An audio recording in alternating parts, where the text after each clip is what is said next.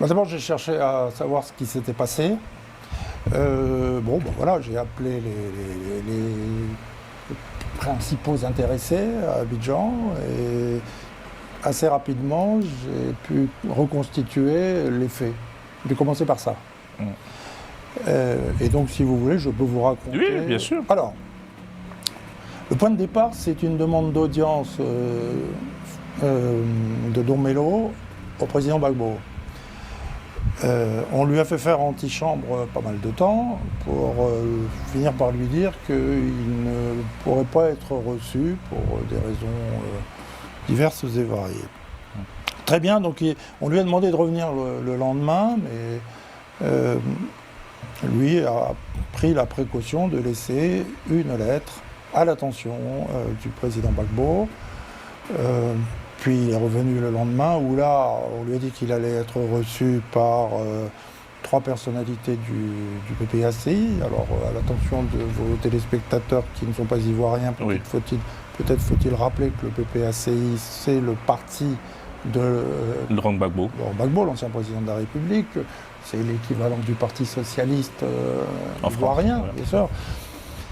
Et donc, Awa Don Melo est l'un des vice-présidents de ce parti. Donc le lendemain, on lui signifie qu'il ne va pas être reçu par le président, mais par 3 autres vice-présidents, dont Justin Koné-Katinan, qui est président du Conseil stratégique et politique du PPACI, et Sébastien Dano-Djedje, qui est le président exécutif du parti. Justement. Et donc, à l'issue de cette rencontre, où ils ont discuté du contenu de la lettre, on lui a signifié que le président Gbagbo ne le recevrait pas. Ensuite, la lettre... que le président Laurent Gbagbo ne recevrait pas le courrier ou Don Melo. Don Melo. Ok. Mais il a bien reçu le courrier. Alors, non. Dans l'entourage de Laurent Gbagbo, on dit que non, que le courrier a été remis à son officier de sécurité, mais qu'il n'en a pas pris connaissance. Waouh. Oui, c'est ce qu'il dit. Je précise qu'il est le vice-président du PPACI, Awa Don Melo. Un des vice-présidents, oui, en charge du panafricanisme. Chargé de l'extérieur également. Bon. Et puis, la lettre est sortie. Elle a été caviardée. Alors, vieille habitude professionnelle qui date de l'époque où à RFI je m'occupais de la presse africaine. Lorsque j'ai vu je regarde tout le temps les journaux africains, je continue, et lorsque j'ai vu cette lettre, je l'ai appelé pour lui demander s'il était bien l'auteur de cette lettre. Alors, il m'a confirmé qu'il avait écrit une lettre, que celle qui avait été publiée n'était pas exactement celle qu'il avait écrite. Il m'a envoyé la bonne version. Puis après, j'ai appelé les autres. Tiens, pour une fois, je suis en train de livrer mes sources. Donc, Don Melo, Justin Koné-Katinan, Sébastien Dano-Djedje, et j'ai recueilli leur témoignage. Donc voilà, effectivement, la lettre est sortie. Aujourd'hui, nous en parlons entre nous, et c'est intéressant. Juste un mot concernant la conversation que j'ai eue avec Don Melo.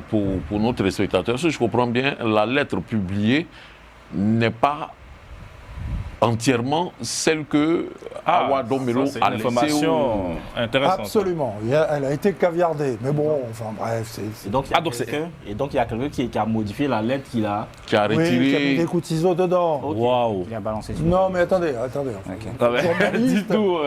Nous sommes journalistes.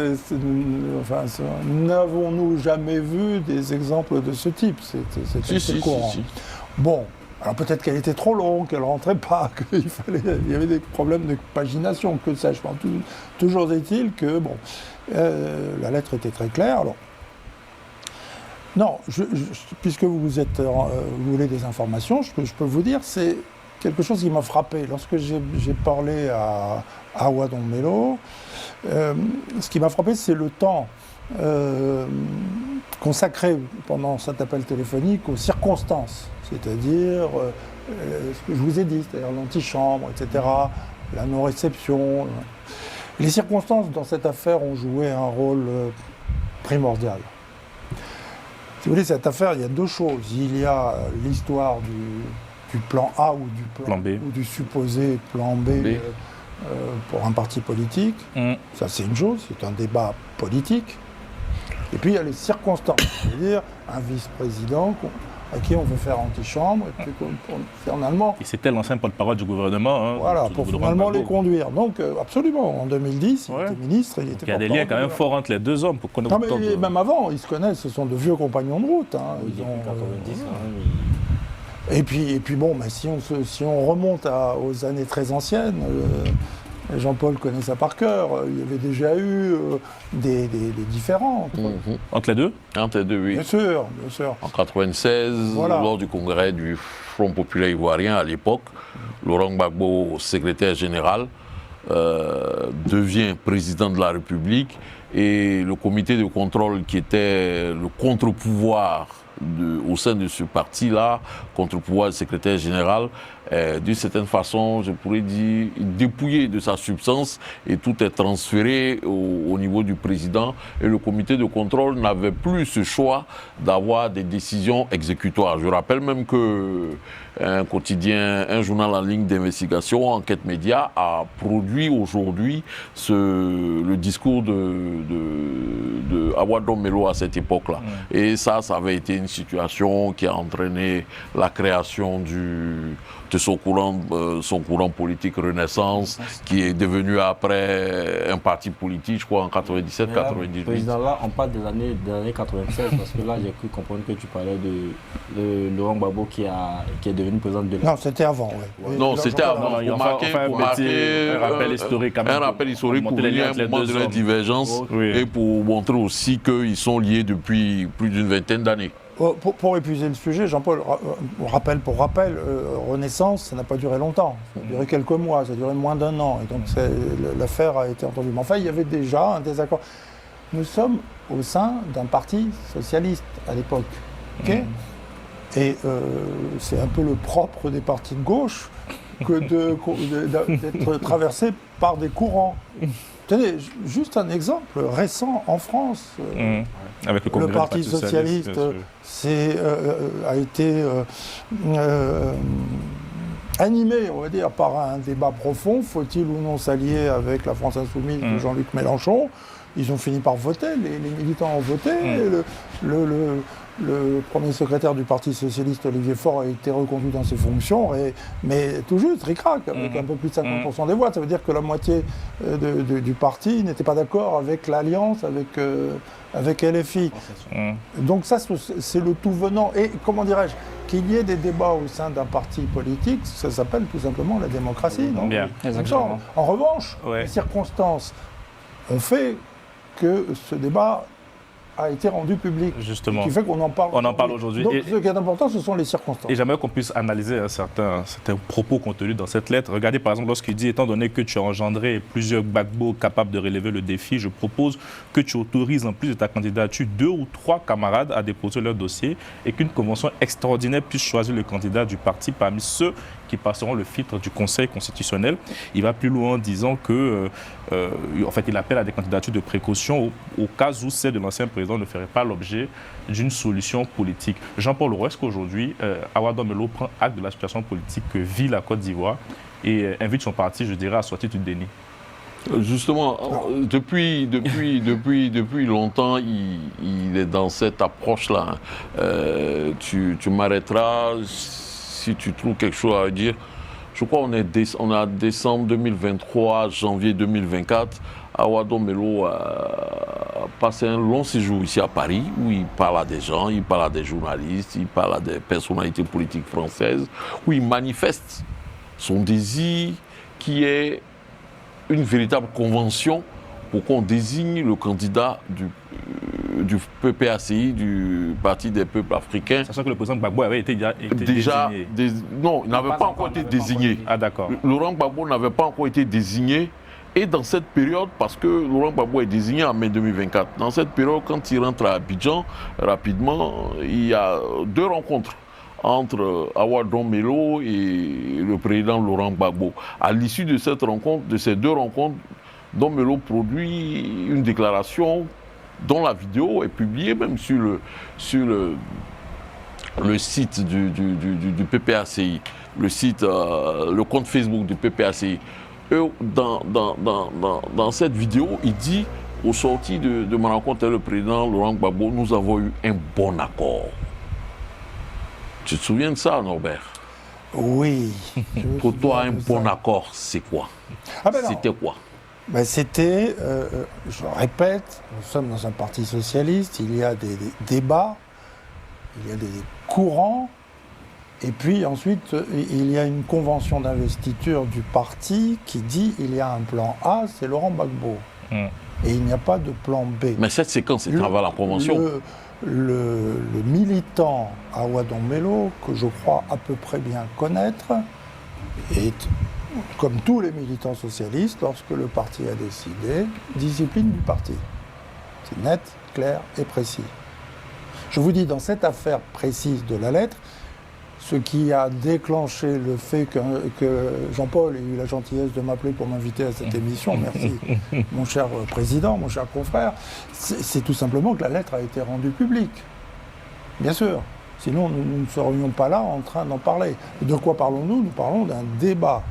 Okay, il est clairement, Dombello est clairement partisan d'un plan B, mais le parti a dit qu'il y avait un plan A et qu'il n'y avait pas de plan B.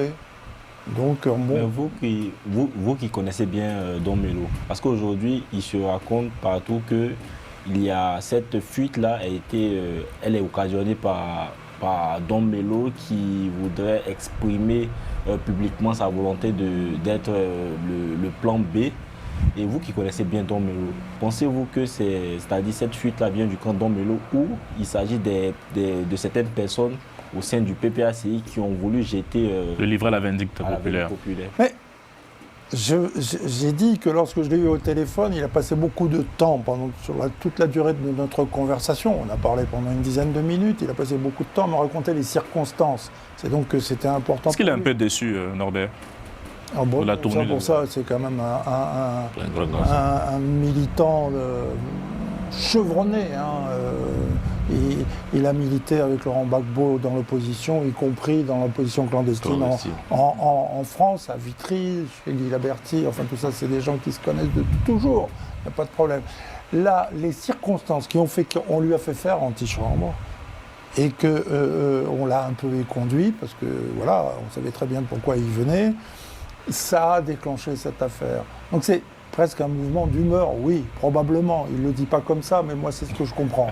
Oui, tout à fait. Votre question, elle est très... Mais c'est pas lui qui a... C'est lui qui a... C'est peut-être lui, mais quelle importance? Mais puisque le test, comme tu le dis, le test a été caviardé ici, le test a été caviardé. Non, alors ça, c'est la presse. Ça, c'est la presse. Et il va de soi que c'est de bonne guerre. La presse ivoirienne a la passion de la politique. Et donc, chacun y va de son petit couplet. La presse proche du RHDP continue encore aujourd'hui, au moment où nous sommes sur ce plateau, à en faire ses choux gras, bien sûr. C'est le tout venant. En clair, voilà. La question politique, elle a été effectivement posée, mais elle avait été au préalable tranchée par le parti. Parce qu'on ne sait pas ce qui va se passer dans les mois, dans les semaines et les mois qui viennent. On ne sait pas. Raison pour laquelle je vous avais posé la question de savoir si cette analyse est cohérente au regard de la situation politique ivoirienne. Alors, moi, bien vrai que nous sommes là pour analyser le communiqué de M. Awa Dombello, qui est le cofondateur de la création du PPACI. Mais avec ce que Norbert est en train de dire, je me pose la question de savoir qu'est-ce qui est vrai dans ce communiqué. C'est un courrier. Pardon, de ce courrier. Qu'est-ce qui est vrai? Est-ce que certains propos, certains écrits parlant des précautions, des candidats de précaution, est-ce que c'est exact? Est-ce que ça vient réellement de M. Awa Dombello? Ou ça vient des personnes qui cherchent à, lancer M. Awa Dombello à la vindicte populaire ou je ne sais pas, d'une quelconque personne qui veut entraîner des discordes ou des fractures au sein du PPACI? Je me pose des questions. Mais si tel est le cas, je pense que M. Awa Dombello est un visionnaire et il a parfaitement raison de se préoccuper de son parti parce que, bien entendu, depuis 2010, avec le président Laurent Gbagbo étant à la haie, il n'a pas pu se présenter, le parti aujourd'hui, on ne veut pas pratiquer la politique de la chaise vide. Oui, c'est ce qu'il dit aussi. Voilà. Donc il est important que tout le monde puisse aller à la course et qu'on ne soit pas en train de vouer, le culte de la personnalité, parce que c'est aussi le problème en Afrique. Alors il serait important pour ma part que M. Awa Domelo, avec ses propos soient très bien analysés, parce qu'aujourd'hui, qu'on le veuille ou pas, M. Laurent Gbagbo a des antécédents politiques, des antécédents juridiques en Côte d'Ivoire. Aujourd'hui, tous les recours internationaux ont lancé les verdicts. Voilà, il n'y a plus rien. Et aujourd'hui, je pense que M. Awa Domelo pourra faire un bon candidat pour le PPACI. Mais les militants disent qu'il n'y a pas de plan B. Non. Vous allez pas très vite en besogne. Oui, non. Mais il faut être, à un moment donné, il faut être responsable. Et il faut, en tant que militant, même s'il faut rentrer dans les rangs, dans la discipline de son parti politique, c'est vrai, mais il est important de pouvoir s'exprimer. Et je pense que cette expression de M. Awa Domelo, elle est la bienvenue, même si aujourd'hui nous sommes dans un processus, les parrainages ont déjà commencé. Oui, c'est ce que le PPACI dit. Nous sommes à quelques mois a dit que certaines personnes, on se pose tous la question de savoir, mais pourquoi maintenant? Pourquoi là maintenant? Pourquoi ça n'a pas été bien avant? Pourquoi ne pas avoir anticipé bien avant? Ça l'a été. Mais bon, le débat a eu lieu avant le Congrès, avant l'investiture. Je l'ai dit, je le répète. Voilà, donc, Le débat a eu lieu avant la convention. Donc voilà, pourquoi M. Domelo vient, je dirais, brouiller un peu la stratégie du parti? Parce qu'aujourd'hui, on milite tous pour la réintégration de M. Gbagbo sur la liste électorale. Exactement. Et ils ont été tous d'accord, effectivement, pour cette réintégration, pour militer pour cette lutte. Oui. Voilà. Et aujourd'hui, quand on entend M. Awa Domelo qui parle de candidat de précaution, on se pose la question, est-ce qu'il est toujours dans la vision du PPACI, il est toujours dans la vision des instances de son parti politique, ou il décide aujourd'hui de faire... La raison pour laquelle Abiba Touré, la porte-parole du parti, l'invite, et je cite, à s'exprimer clairement et sans aucune ambiguïté. Non, mais en fait, déjà, il faudrait revenir sur beaucoup de propos qui ont été tenus. C'est vrai que moi, je suis d'accord avec le fait que Awa Domelo, tout ce qu'il a dit dans ce courrier-là, il y a pas mal de réalisme dans ce qu'il a dit. Il a analysé la situation à froid et après avoir analysé, il a fait ce diagnostic-là et c'est tout à fait normal. Et en fait, il parle de beaucoup de choses qui, à mon sens, ont vraiment du sens, si je peux m'exprimer ainsi. Et là, en fait, moi, j'aimerais cependant qu'on revienne sur la... Parce qu'il y a Eric qui a parlé de la candidature de Awa Domelo. Awa Domelo ne se présente pas déjà dans le courrier en tant que candidat. Il demande dans le courrier que le camarade président accepte la candidature de 2 à 3 autres camarades. Moi, je dis, en fait, c'est comme des candidatures de précaution. Oui, maintenant, il ne se... Déjà, parce qu'il y a beaucoup de gens aussi qui essaient de le jeter à l'avenir populaire en disant non, je viens. Non. Faut être lucide aussi. On analyse, non, on ne va pas prêter des intentions à quelqu'un. Il a écrit la lettre, dans sa lettre, c'est bien mentionné 2 à 3 camarades pour des candidatures de précaution. Il n'a pas dit derrière chaque pose note, il n'a pas dit non, il n'a pas dit moi y compris. Pour ma part, je pense pas prêter des intentions à Awa Domelo, il a toutes les capacités requises aujourd'hui pour être candidat. On n'en est pas encore là. On parlera de ça tout à l'heure. Mais est-ce que cette lettre, c'est pas une acte de candidature? Non, c'est pas une acte de candidature. Comme je l'ai dit, derrière chaque cause noble se cache un intérêt personnel. Nous sommes en politique. Monsieur Awa Domelo, c'est lui qui a eu le courage de le faire. D'autres personnes peut-être le pensaient, mais peut-être en arrière-plan. Il a eu ce courage-là de venir dire, voilà, je prends mes responsabilités, je le dis. Et ça, c'est la posture d'un leader. Je termine, parce que là, j'étais dans mon analyse. Donc, en fait, en plus de ça, Awa Domelo, il n'a pas dit qu'il veut être candidat. Il a dit qu'on doit choisir 2 à 3 camarades comme des candidatures de précaution. Ça, c'est un. De 2, en fait, déjà, il était parti pour lutter pour la réintégration du nom du président Laurent Gbagbo. Mais en fait, il s'est rendu compte aussi d'une chose. Parce qu'entre-temps, il y a la Cour africaine des droits de l'homme qui a rendu son verdict. Et donc, aux yeux de la communauté, parce qu'en fait, on a tendance aussi à banaliser les choses. Sauf qu'aux yeux de la communauté internationale, pour pouvoir, par exemple, négocier, pour pouvoir faire pression sur le président Ouattara pour qu'il réintègre le nom du président Laurent Gbagbo, il faudrait avoir des faits, il faudrait avoir comment on appelle ça, des arguments solides. Voilà, et donc... À votre disposition, mon cher. Et donc, ces arguments-là, normalement, je pense que... J'ai combien de temps pour les développer? Je pense qu'on avait peut-être... Moi, je vais intervenir 1 minute et puis Norbert va reprendre. En fait, comme tu dis, Jean-Yves, Awa Domelo ne s'annonce pas comme candidat. Ouais. Il dit 2 à 3 de nos camarades qui vont se poser en candidat de précaution. Mais il se pose aussi la question du timing. Voilà. Et la question de je pourrais dire, de la cause. Parce que pour le PPACI, la candidature de Laurent Gbagbo n'est pas uniquement une candidature pour être président de la République. C'est aussi une candidature pour la cause de l'honneur de Laurent Gbagbo. Il faudrait que son honneur soit lavé parce que la justice ivoirienne a fait de lui un scélérat, un bandit qui a cassé une banque. Donc, il s'agissait de laver ce nom-là. Cette course n'était pas... Cette course à la présidence, dans son parcours, veut aussi laver le nom et l'honneur du président Laurent Gbagbo. Et cette lettre vient pour, je dirais, les militants, ou je dirais, le cercle proche de Laurent Gbagbo. Ça sonne comme un casus belli. C'est-à-dire, écoute, nous on dit on t'a fait le palabre de Gbagbo, et puis toi, tu viens parler de toi, ton palabre. C'est dans cette mélasse-là que se retrouve aujourd'hui Awa Dombélo, tout en sachant que les armes qui développent il n'est pas question de un réalisme, je dirais, voilà, clair. Pour que le PPACI soit présent à cette élection-là, il est aujourd'hui évident, en fonction des éléments dont nous disposons, que le président Laurent Gbagbo ne sera pas sur la liste électorale, à moins d'une grosse catastrophe naturelle ou bien à moins d'un dialogue politique. Ce serait une catastrophe? Dialogue politique ne pourra pas. Est-ce que ça serait une catastrophe si Laurent Gbagbo était sur la liste électorale? C'est ce que je viens d'entendre. Non, j'ai dit à moins d'une catastrophe naturelle, c'est-à-dire qu'il y ait des bouleversements. Aujourd'hui, on a quelques mois d'élection présidentielle. Peut-être ça pourrait amener un dialogue politique. Vous y croyez que M. Gbagbo sera sur la liste électorale? Attendez, il s'avère, il faut préciser quand même à l'attention de nos téléspectateurs que nous sommes sur ce plateau le 16 juillet. Oui. Il faut le dire. Oui, effectivement, ça passe ce soir. Et en début d'après-midi, à Paris. Or, au moment où nous parlons, il y a un déjeuner, c'est discret, à l'Élysée, entre le président Macron et le président Ouattara. Tête à tête. Alors, ce que l'on sait, ça c'est certain, c'est que la France souhaite une élection inclusive en Côte d'Ivoire. Inclusive et apaisée. Transparente. Et transparente. Merci Henri. Inclusive, apaisée, transparente. Bon. L'absence d'un ancien président de la République sur la liste électorale augure-t-elle d'une élection présidentielle apaisée, transparente et inclusive? Poser la question, c'est y répondre.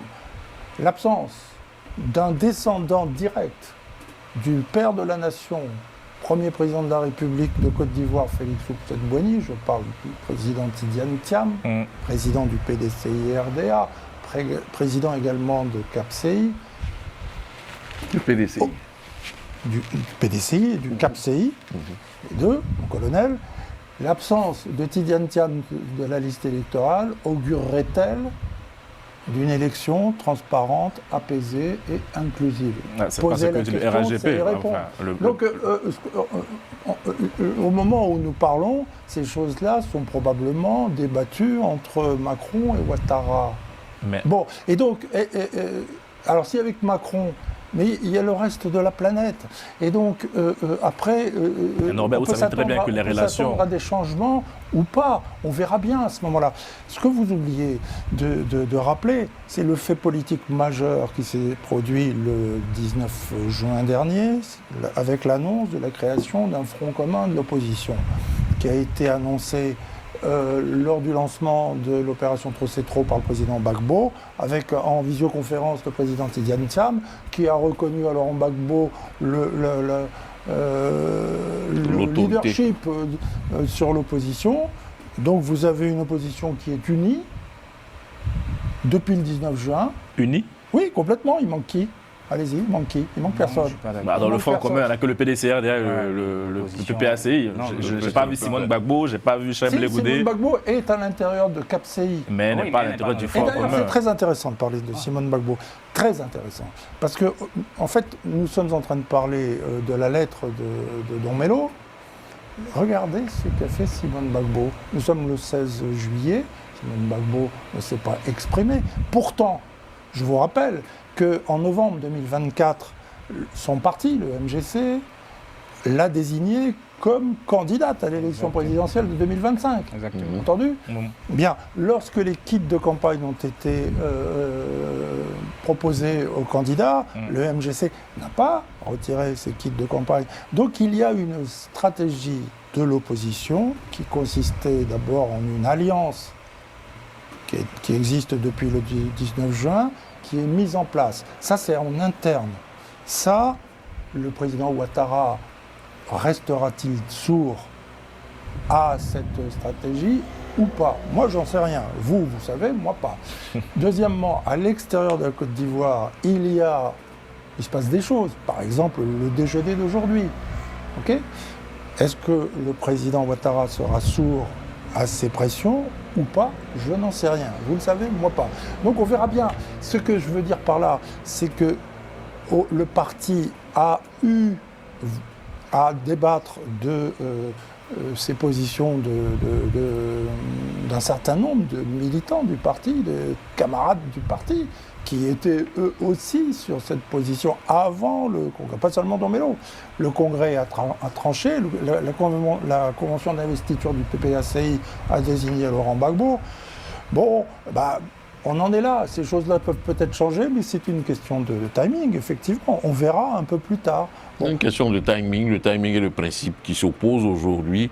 Et puis, Awa Don Melo, c'est, comme Emma le dit, Laurent Gbagbo, il aime bien, c'est un garçon brillant, c'est un homme brillant qui est toujours accroché à ses principes de gauche. gauche. Qui a son réseau aussi. Ah, ça c'est intéressant. À Paris, personne n'en parle depuis. En fait, oui, il est important de le dire. Hein. Je crois qu'il est vice-président des BRICS. Hein. Non, il ne faut pas confondre les choses. Je peux allez-y, Norbert, rapidement. Pardon, confrère, pardon. Je suis désolé. D'accord. Don Melo, avec tout le respect que je lui dois, voire même toute l'estime que je lui porte, n'est pas vice-président des BRICS. Pour une bonne et simple raison qu'il n'y a pas de président des BRICS. Ouais. Quel est le président des BRICS? Il n'y en a pas. Ah non, excusez-moi. Ouais. Il n'est pas vice-président d'un groupe de pays qui n'a pas désigné de président. C'est impossible. C'est vrai. Awa Don Melo est vice-président d'une association qui est entièrement composée de personnalités russes. Exactement. Il est vice-président d'une association qui soutient les BRICS, c'est vrai. Exactement, oui. Il est vice-président de cette association. Il n'est pas vice-président des BRICS. En revanche, là où Henri, on peut comprendre, hein, où Henri n'a pas tort, c'est qu'il a lu comme moi, sous la plume d'une certaine presse en Côte d'Ivoire, que Don Melo était présenté comme vice-président des BRICS. Mais là, nous sommes journalistes, nous savons ce que c'est que la presse, et notamment en Côte d'Ivoire. Et nous l'aimons pour ça. Mais on ne va pas... C'est faux, c'est factuellement parlant de la presse, je pense que le journal du président Jean-Paul Leroy a fait une ce matin ou hier. On va regarder. Moustapha, tu peux mettre la une du jour de l'intelligent. On va répondre à la question que se posent nos confrères de l'intelligent. Est-ce que Moustapha peut nous mettre la une de l'intelligent d'Abidjan?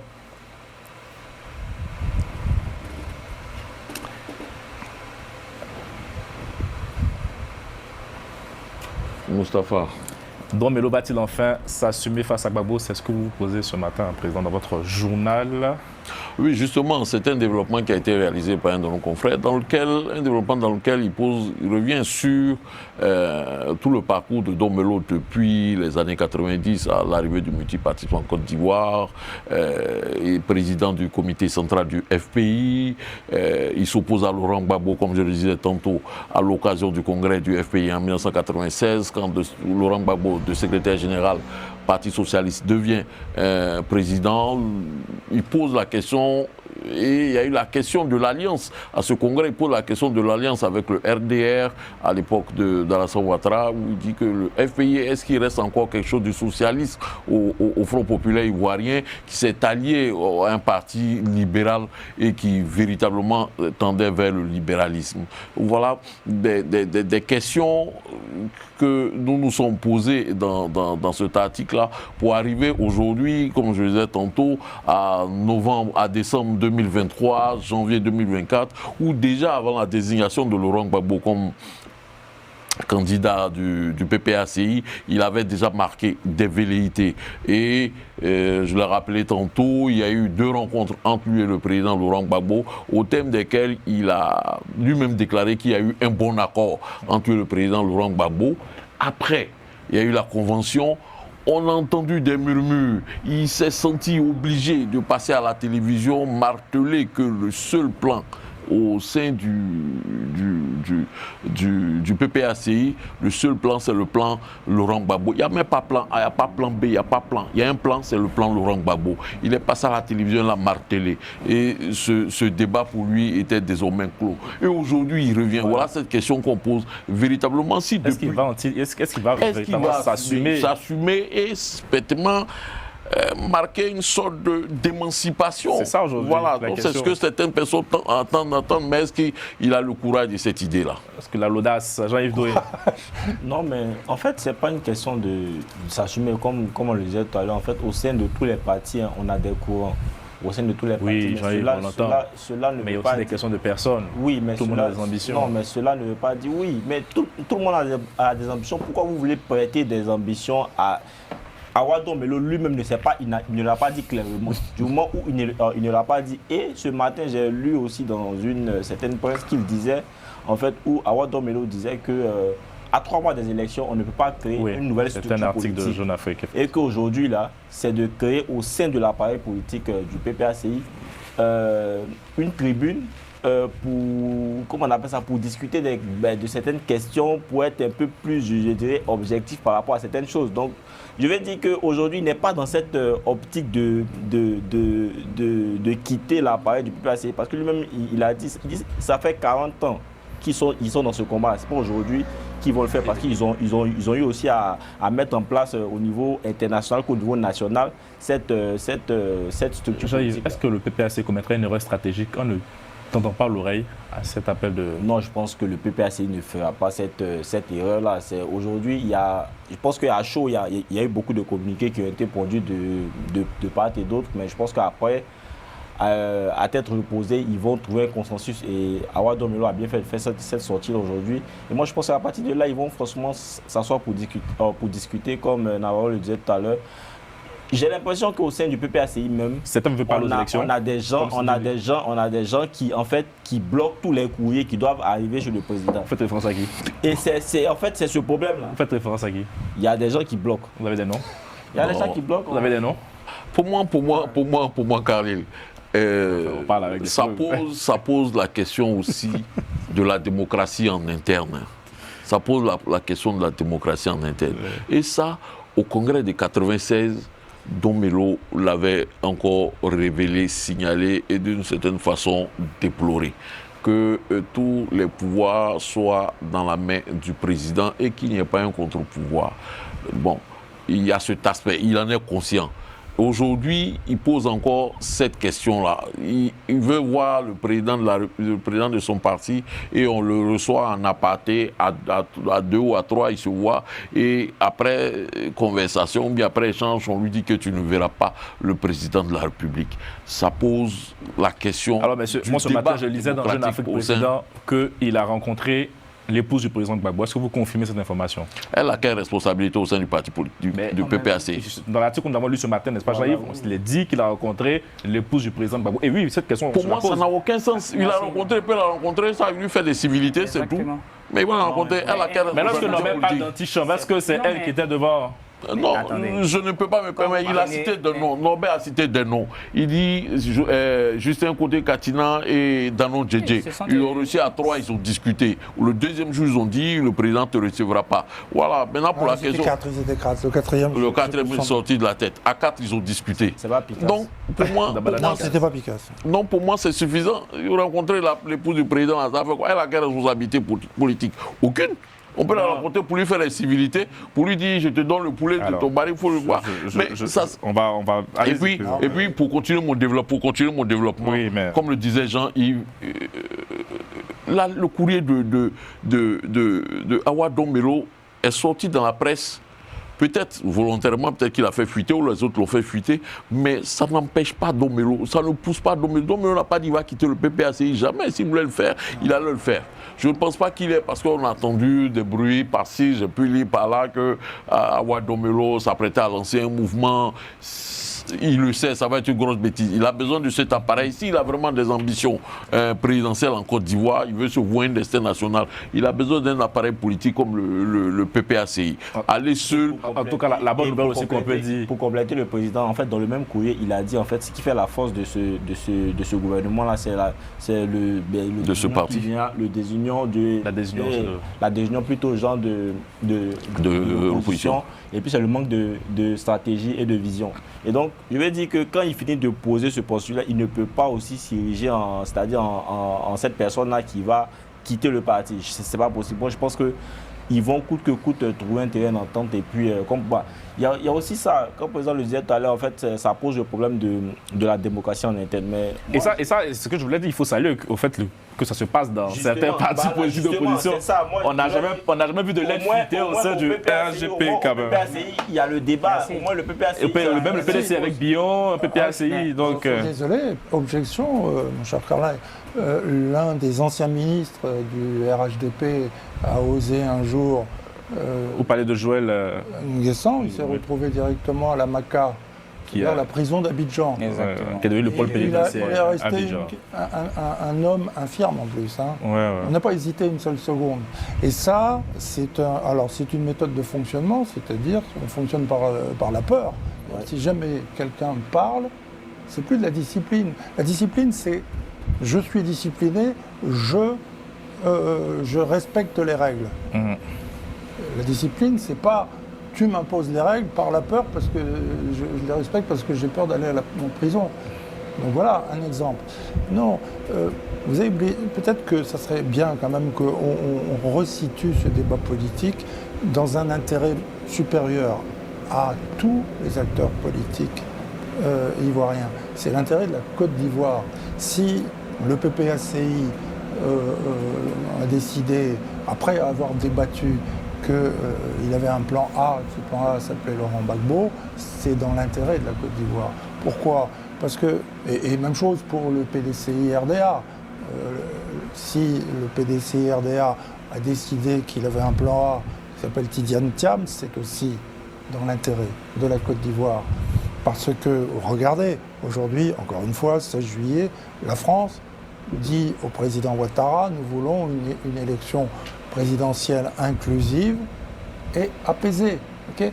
Si la France le dit, c'est que si jamais ça ne se passe pas comme ça, l'élection ne sera pas apaisée, ça ne sera pas dans l'intérêt de la Côte d'Ivoire. Laurent Gbagbo a été innocenté des pires crimes dont on puisse accuser un homme, crimes contre l'humanité, crimes de guerre, après un procès qui a été incontestable. C'est-à-dire, il a fallu des années et des années pour en arriver là. Donc il est innocent, il rentre dans son pays et on continue à porter sur lui une accusation infâme concernant un prétendu l'affaire de la case de la BCAO. Pour lequel d'autres, tels que Simone Ivé, a été... non, c'est pas Simone Ivé, c'est le ministre Justin Katina qui était ministre du budget et Akengbo qui était Premier ministre et le ministre Dalo qui a été... Alors Justin Katina et Akengbo ont été amnistiés et Laurent Gbagbo, non. Alors, on peut effectivement se poser des questions sur l'intérêt de la Côte d'Ivoire. C'est surtout ça qui prime. Moi, je crois, hein. Mais je ne suis pas ivoirien, ce n'est pas mon pays. Ça ne me regarde pas. Ouais, comme on pourrait dire aussi, Emmanuel Macron n'est pas ivoirien. Quel est son intérêt et voilà, ça précède aussi ma question. Est-ce que tout ce pressing-là de Paris peut faire bouger Alassane Ouattara ? Mais pas seulement Paris. Moi, des informations que moi j'ai, je sais que ces relations entre le président Ouattara et le président Macron sont aujourd'hui très exécrables. Donc, et je confirme. Et donc, c'est pas seulement Paris. Si c'était seulement Paris, c'est aussi Washington et c'est aussi d'autres capitales. D'accord? Donc. Mais ce n'est pas l'attitude qu'on voit en Europe aujourd'hui. On voit des militants du RHDP quand même assez, je dirais, guindés, très zélés même aujourd'hui. Non, mais moi, je pense que pour la question des militants, le militant, il va toujours... Le militant, je fais référence aussi même au cadre du parti. Oui, mais les cadres vont toujours afficher en fait cette assurance dans l'optique de rassurer la base. C'est toujours comme ça. Donc, même s'ils savent que derrière, il y a des choses qui se passent qui ne vont pas dans leur sens, ils vont toujours afficher cette mine-là, cette image de confiance. Donc, ça, on ne peut pas se baser sur ça pour dire que les choses ne bougent pas derrière. Donc, moi, je pense que derrière, il y a beaucoup de choses. Pour vous, les choses vont aller... Oui, il y a beaucoup de choses qui bougent, mais sans toutefois omettre, on ne doit pas aussi omettre comment on appelle ça, les griefs de Awa Domelo, où il demande de prendre des candidatures de précaution. Mais on ne peut pas dire, Jean-Yves, qu'on est sur une bataille et après... Laurent Gbagbo lui-même, il a dit, ça dit au dernier meeting, il a dit, il va se battre maintenant contre la candidature. Mais je viens. Et Awa Domelo le dit aussi. Oui, il ne dit plus qu'on va se battre pour que mon nom soit réintégré. Voilà. Lui-même, c'est-à-dire sa réintégration. Et c'est ce que Awa Domelo dit, que de ne pas faire de cette lutte-là. Justement, non, le cheval de bataille. Voilà, donc en fait, je veux dire que si Laurent Gbagbo lui-même, la réintégration de son nom n'est plus, je ne dirais pas à l'ordre du jour, mais ça fait partie des priorités, je veux dire. Non, ça fait partie des priorités. Non, mais lorsqu'il dit que... Lors de la signature du Front commun, Laurent Gbagbo a dit, je n'abandonnerai pas la bataille contre le 4e mandat. Oui, mais ça c'est le 4e mandat.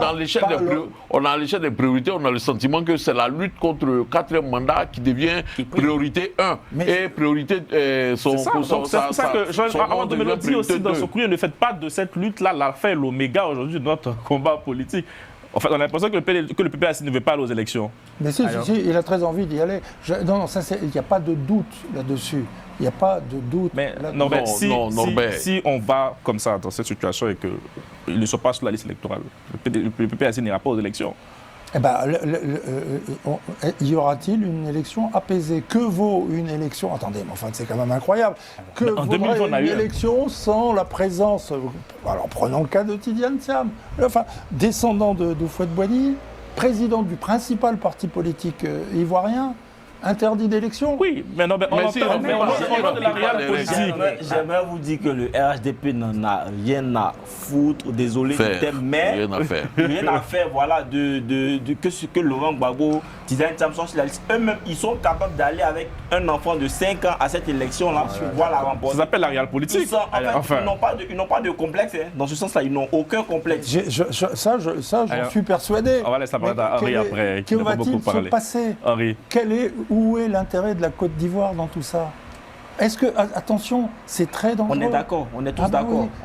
Mais il y a un régime en face qui est clair dans sa stratégie. Sauf que le régime, il a sa stratégie. Et cette stratégie-là, Awa Domelo l'a décrit, mais clairement, quoi. Il dit, voici la stratégie du régime. On ne peut pas, en fait, nous aussi, être braqués dans cette position de... C'est vrai qu'il y a un autre pays que je connais un peu bien, pas mal, en tout cas, en Afrique, c'est le Gabon. Okay, et au Gabon, en 2023, il y avait des militants que j'ai entendus du parti du PDG, de Ali Bongo, qui parlait comme ce que je viens d'entendre. Ok? On n'en a rien à foutre. On y va. Que s'est-il passé? Il est où, Ali Bongo, aujourd'hui? Attention, c'est dangereux. Vous êtes en train de faire le prophète de malheur.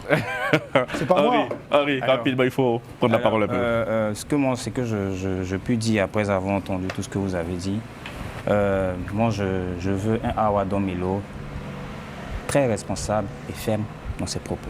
Quel espace politique est là aujourd'hui, Henri? Il faut être réaliste aussi. Il est important de le dire. Hein. C'est vrai qu'il n'a jamais été élu dans la scène politique en Côte d'Ivoire. Il n'a jamais été député, mais il n'a jamais candidaté. Voilà, vous pouvez oui.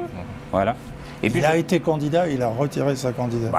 Donc, pourquoi, je ne sais pas, mais là n'est pas le sujet. Moi, je sais. Mais ça ne fait pas, c'est pas rédhibitoire pour être président. Ça n'empêche pas. Le président Alassane Ouattara n'a jamais été élu non plus. Hein. Justement, je vais chuter, ne vous inquiétez pas. Et pour rectifier un peu mes propos tout à l'heure, il faut dire que Awa Domelo, il est représentant des BRICS au niveau de l'Afrique de l'Ouest et centrale, appuyé par le patronat russe, pour rectifier ce que j'avais dit tout à l'heure. Alors, moi, comme je l'ai dit, vous avez en face un parti, le RHDP, pour revenir à tes propos, pour répondre à tes propos, qui, même si, que ce soit le président Laurent Gbagbo, que ce soit le président du PDCI Tidiane Thiam, que ce soit la présidente du MGC, qui est sûre d'une chose aujourd'hui, c'est qu'elle va remporter les élections avec son candidat unique, qui est M. Alassane Ouattara. Et aujourd'hui, toutes les preuves sont là. Que vous preniez déjà, ça avait commencé au PDCI avec l'affaire Tidiane Thiam et la militante dont le nom est Valérie Yapo, avec les griefs. Après l'affaire Bion Tidiane Thiam, au niveau de la nationalité, au niveau également des critères qui ne remplissaient pas pour être président du parti. Aujourd'hui, c'est le PPACI. Donc vous voyez déjà qu'on a un parti, on a une opposition qui n'est pas soudée. Ça, je l'ai dit lors de la précédente émission. On a une opposition qui n'est pas soudée. Et aujourd'hui, qui donne encore plus de force. Non, qui n'est pas soudée. Parce qu'aujourd'hui, vous avez deux fronts. Non, vous avez deux fronts. Vous avez le front commun, d'une part avec le PPACI et le PDCI, parti historique.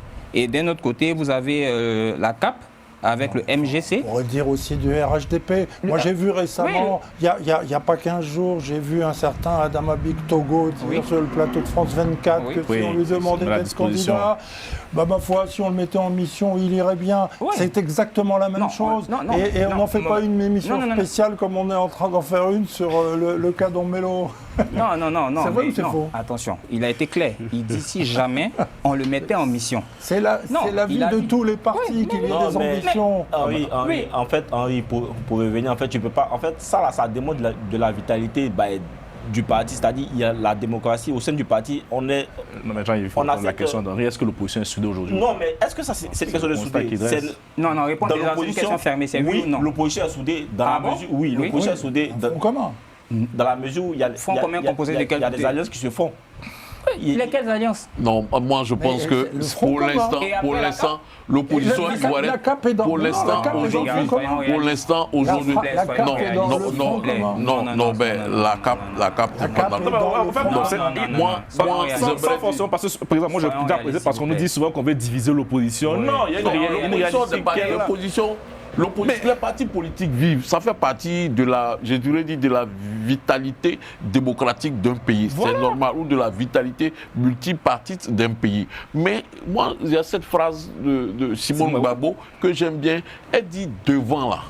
Nous allons nous entendre. Arrivé un moment, nous parlerons d'une seule voix. Donc pour moi, cela est super important de savoir qu'il est arrivé un moment crucial dans la vie politique ivoirienne ou dans le débat électoral ivoirien où l'opposition aura l'occasion de s'unir. C'est intéressant quand vous prenez les propos de Mme Simone Gbagbo, vous dites devant là, on va nous entendre. Mais avant d'aller devant là, ça commence là, mais il y a la base, non? Je pense que pour avoir une bonne maison, il faut d'abord une bonne fondation. Non, s'unir, cela ne voudra pas dire arriver à l'unité. L'unité, c'est dire fonder, fermer un.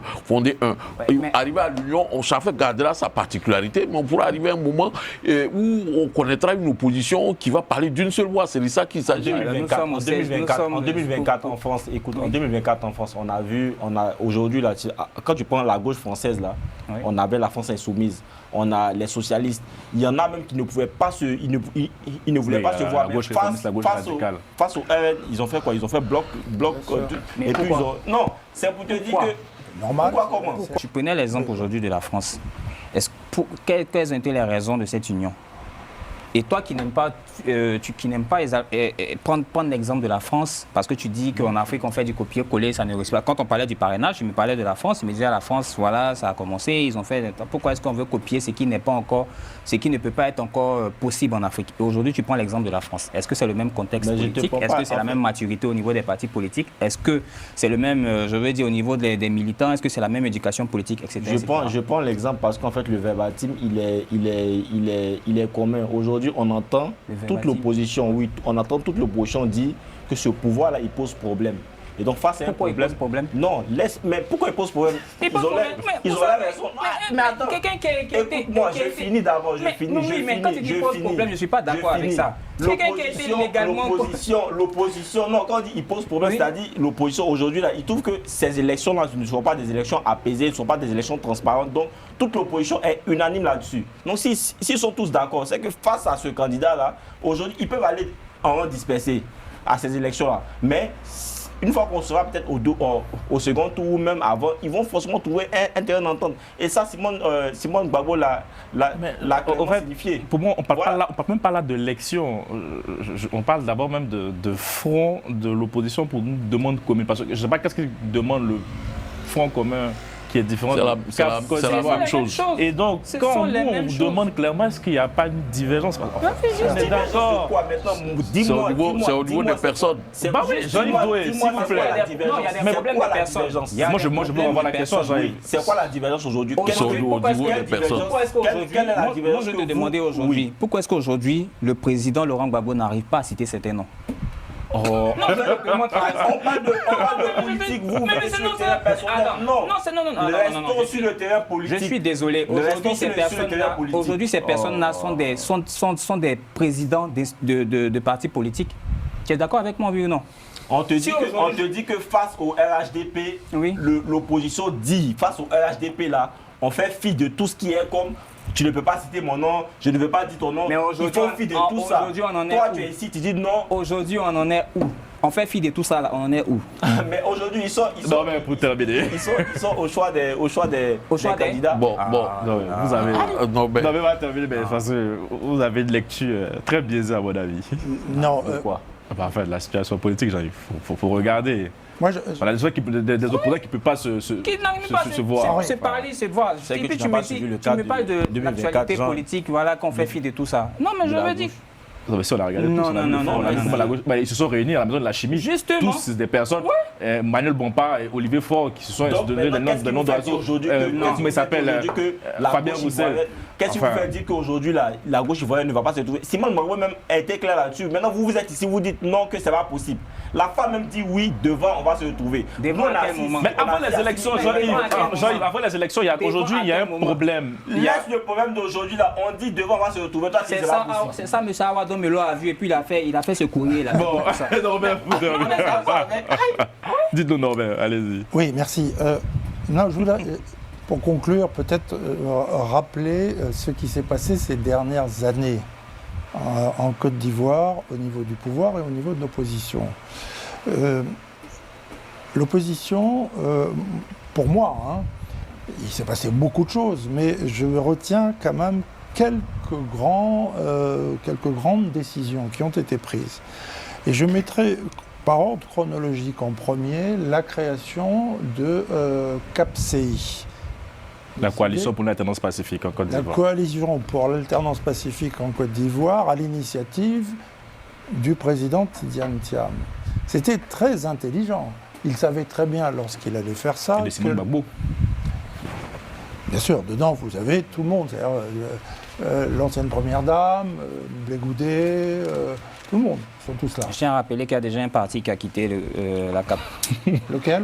Il y a un parti dont le nom m'échappe qui a quitté la CAP. Le nom échappe à tout le monde. Non. Personne ne connaît. Il y a un peu de mépris, Non, c'est pas une question de mépris. C'est que personne ne connaît le nom, mais vous savez que... C'est évident. Oui, mais parce que le président... Effectivement, oui, on le sait. Alors, c'est-à-dire moi, je connais le président de ce parti-là. C'est qui? Parce que je l'ai... C'est Herman Aboua, qui avait son parti. Non, il y a un autre... Oui. Non, après, lorsque le PDCI a rejoint le PPAC, il y a un autre c'est pas parti. sérieux. Ça fait deux. Bon, fini, non, mais... dans une cabine téléphonique. Non, mais vas-y. Oh non. Bon, bref. Lorsque Tidiane Thiam a l'intelligence de constituer cette coalition pour l'alternance pacifique en Côte d'Ivoire, il sait pertinemment bien que le président Gbagbo va refuser d'intégrer cette coalition sous la houlette de Tidiane Thiam. Ça, c'est le premier pas. Pendant ce temps, les autres partis politiques mènent leur vie. C'est notamment le cas du MGC, le mouvement de la génération capable, qui désigne sa candidate à l'élection présidentielle en novembre 2024. Et petit à petit, les choses commencent à se solidifier en toute discrétion entre les deux principaux partis politiques ivoiriens, le PDCI-RDA de Tidiane Thiam et le PPACI de Laurent Gbagbo. Le 19 juin dernier, c'était hier, ils annoncent la création d'un front commun. Et aujourd'hui, nous sommes réunis sur ce plateau, tous les 5. Nous sommes le 16 juillet, on peut le dire aux spectateurs. ce matin à Abidjan, le Front commun a présenté son organigramme de fonctionnement, avec 4 dirigeants du PDCI-RDA et 4 dirigeants du PPACI. Donc les organes sont là-dedans. Ce qui veut dire que au sein du Front commun, vous avez le PDCI et le PPACI, mais aussi le CAPCI. Donc ils sont tous là. Et cette stratégie, ils vont la développer. Et vous remarquerez, je l'ai déjà dit, mais je le répète, c'est très intéressant, le silence de Madame Simone Veil, qui a été désignée en novembre 2024 comme candidate. A-t-elle dit, alors que nous sommes en juillet 2025, je suis candidate à l'élection présidentielle? Si, elle a réaffirmé lors de la fête de la liberté. Alors je vous annonce que ce sont des fake news. Non, c'est pas fake news, elle a dit. Je vous dis que non. Le parti a rappelé, parce que le parti a marqué sa différence, évidemment, a rappelé qu'il avait désigné sa candidate, mais à un moment où le Front commun n'existait pas. Et Madame Gbagbo, très intelligemment, aujourd'hui, parce que c'est d'abord et avant tout une militante, elle a été fondatrice du FPI, cofondatrice du FPI, elle sait très bien qu'il y a un chronogramme. Elle attend de voir ce qui va se passer. Et il va y avoir des événements. Comme aujourd'hui, il y a le déjeuner Macron-Ouattara. Elle a constaté, comme tout le monde, comme vous, que même au sein du RHDP, il y a des gens qui manifestent des velléités. C'était le cas d'Adama Togo, président de l'Assemblée nationale, ça n'est pas rien, maire de Yopougon, qui vient à la télé française et qui dit moi, si on m'envoie en mission, j'y vais, qui va se balader sur la scène avec le président il est venu à l'occasion de l'Assemblée parlementaire francophone. Ces choses-là, c'est normal que des gens manifestent des ambitions, c'est tout à fait normal. C'est vrai en Côte d'Ivoire, c'est vrai en France, c'est vrai sur la planète Mars, c'est vrai aujourd'hui, ça sera vrai demain, ça sera tout le temps vrai. C'est naturel. Le plus important, ce sont les structures. Création du CAPCI, puis création du Front commun, et maintenant... normalement, tu devais être, ton intervention devait être la chute de mission, mais j'aimerais rectifier qu'il y a 2 semaines, Mme Simone Gbagbo, à l'occasion de la fête de la liberté, a clairement énoncé et réaffirmé. Elle a dit, et les éléments, les journalistes ivoiriens l'ont repris. Invitez-la. Ah bah avec plaisir. Normalement, dans les tuyaux, elle a annoncé au mois d'août à Paris. Donc, je pense que nous aurons l'occasion de recevoir le privilège.